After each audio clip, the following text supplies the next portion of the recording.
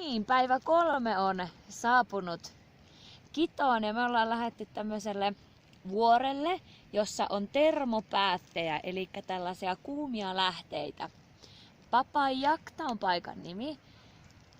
Maisemat on hienoja, vuoret on todella upeita, alpakoita näkyy taustalla.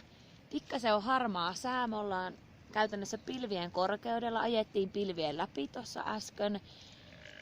Ja ei tää pieni säde nyt sillä lailla haittaa, koska on siis henkeä salpaavan upeita maisemia.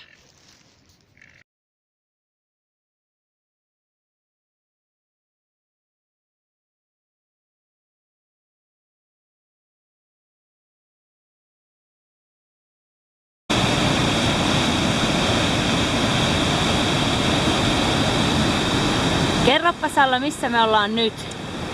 Täällä Papajaktalla. Menikö oikein? Meni. Joo. Tää on upea paikka. Kohta mennään uimaan tonne tähän lämpimiin altaisiin ja ihanaa maisemaa. Edelleen ollaan täällä Papajaktassa. Suhteellisen hienoja maisemia. Vähän sellainen fiilis, kun olisi Liisa Ihmemaassa maisemissa. Okei, täällä näkyy nyt vähän tätä termospa-aluetta täällä vuorten keskellä, jossa oltiin vähän lilluttelemassa. Vesi oli lämmintä, mutta suihkut oli sitten taas aika kylmiä, eli vähän jäi suihku tuossa lyhyeksi. Kylmä oli tulla pois, mutta muuten oli oikein mukavaa.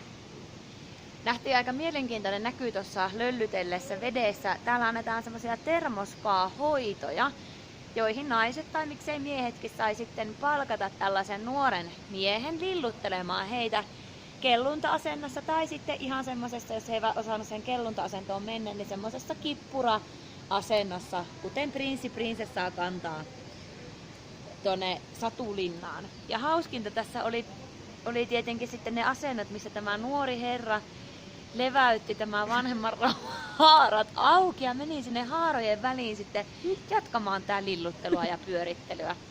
Varmasti jotakin hyötyä näistä hoidoista on, emme vielä tiedä, että mitä. Ei testattu itse tällä kertaa.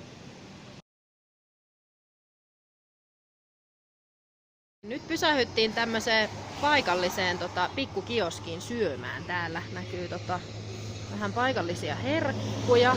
Täällä on esimerkiksi paikalliset syö tämmöisiä banaanisipsejä. Me ollaan totuttu enemmän näihin makeisiin banaanilahtoisiin, mutta täällä niistä on tehty tämmönen suolainen sipsiversio. Jep. Ja sitten täällä kokkaillaan kioskista. Itse tilattiin vaan leipää tällä kertaa.